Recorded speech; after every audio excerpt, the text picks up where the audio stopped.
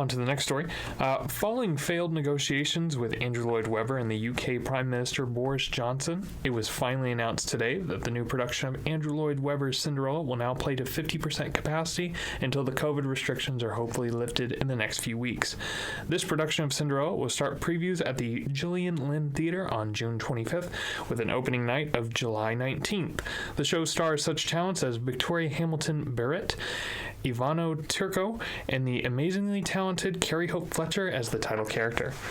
I wanted to bring this up because I've been following this. This broke while I was on vacation last week.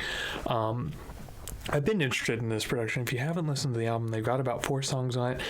Andrew Lloyd Webber is back. I always poke fun because like the last couple musicals he's written, like School of Rock, are you kidding me? Like it's just like. And I didn't realize that was Andrew Lloyd Webber. School of Rock. You know, and I'm a big fan of Andrew Lloyd Webber. Like I've seen Starlight Express and all that kind of good stuff. But he's been he's kind of like hit or miss, and sometimes lately, right though. But especially in the last decade or two, like what play have coming in from Andrew Lloyd Webber have you been like, man, that's a great musical? Right. Like the big ones, Phantom, Jesus Christ Superstar, Starlight Express, Cats. Technicolor Dreamcoat. Yeah, is that him? Yes. So 70s, 80s, and 90s, he ruled the theater. But it's like 2000, 2010s, like, come on. Like, I can't think of like one production from those decades where I'm just like, even Sunset Boulevard, I think was 90s. But it's like, this is his return to form. I have not seen it yet, but I want to see this so bad. Not only for Andrew Lloyd Webber, but for Carrie Fletcher as well. Like I feel so bad for her. She has been underneath the limelight for way too long. I want her to be a Broadway, like she needs to be Broadway household name. Yeah, she needs to be the next Sutton Foster, Audra McDonald. She deserves it. Like she was in the Les Mis anniversary concert. Okay. I know she did the stage concert. What did she play? Do you know? Eponine? I think so. On My Own. If she's saying On My Own, then she was Eponine. Pretty sure. She did the UK Heathers. I followed her when I was in high school because she used to do vlogs, and so it was just watching her journey going from just a stage door theater geek in high school to now being a headliner on West End. She deserves this show, and if she doesn't transfer with it, I will be genuinely pissed because I love her voice on this album, and she's throwing all of her heart and soul. I feel for her because I feel like she, you know, it's almost like this is like her last chance to like jump in. I don't know. She'll do other shows after this. I guarantee it. But just like, I love this whole. And I'm assuming she plays Cinderella. Yes. Yeah. So. And the title character. You're fine. So the story. Why I wanted to bring this up. So the Delta variant is roaming through the UK, and they had to go back into lockdown once again, unfortunately. But the shows are still going to play. So Cinderella's still playing, Heathers and Hairspray. Everybody's talking about Jamie 6. But a lot of these shows that are opening were going to do... they were going to do limited capacity anyways. So Andrew Lloyd Webber, you know, he booked this giant theater. He's like, no, I want to make a profit for this. So for the last few weeks, it was just like they're going into lockdown. You know, Boris Johnson was saying like these shows can still go on, but they gotta go unlimited capacity. And literally, there was an article I showed it to you. He's like, I'll be arrested. I'm gonna play this show. People have already booked tickets. You know, and so it was unfortunately like I think this is the end of it. It's just like 50% capacity. They still want to open in July, and you know, like this show is like.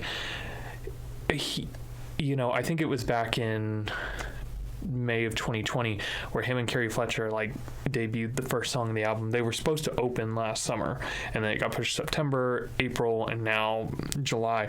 But it's like, you know, it's watching this journey of just like it was him and Carrie Fletcher on a stage. It was where Phantom was, and they got get out, and people were mad about that. But he's like, he wanted to make an announcement like Cinderella will open one day. He's like, I'm going to make sure of it, and Phantom's going to be back in this. Like he just wanted to say art is not dead. And you know, it's Andrew Lloyd Webber of like getting one of the first COVID vaccines, of like testing it out and all that. Like he does not want theater to die, and it's just like I have so much more respect for the man than I did prior to this pandemic. You know, like I said, I poked fun at a lot of his shows. He's not my favorite composer, but I will say I do have a lot more respect for Andrew Lloyd Webber. Well, and I feel like so when you brought this story to light to me, I was reading a little bit more about it, and I feel like he's been squeezed pretty hard by this whole thing, because what I didn't realize is he owns 8 theaters in the West End. Yeah. So the impact of owning 8 theaters that have been empty for a year has got to be tremendous. I know he's selling one of them right now, so he's going to own 7. But I didn't realize that he was, a property owner in the West End. Like, yeah, he wants it open, and I kind of understood his motivation behind Arrest Me. And I thought it was interesting as I read more about this story that the reason he kind of backed off, I guess, if you will, of that, and is now going to be more willing to play ball with the 50% capacity, is had they opened, it wouldn't have just been him that was arrested. It would have been Carrie Hope Fletcher. Everybody. It would have been the cast, the crew, the orchestra. And, he said he had no problem with him, being the martyr, if you will, but he wasn't going to stand for all the artists and, all the crew and whatnot to be prosecuted at the same note, which I think is good. And also to tell them that they're not going to open because he could have gone the other way too. I mean, like, well, I'm not going to open at all. But I'm glad that he decided to kind of bend a little bit with it. And I think he made his point very clear with Boris Johnson. I don't think there's any subtleties or confusion there. So after reading this, I have a lot of respect. I always did, but I have more respect than I ever did for Andrew Lloyd Webber and the way he's handled this.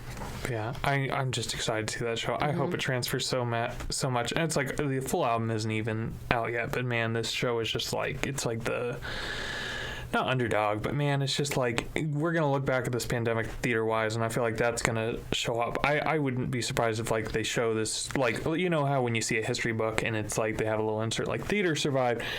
I would want this to be the picture they show, because it's just like, this show is just like the little engine that could. It's just like, I mean, obviously not in terms of, like, budget or anything like that, but anyways.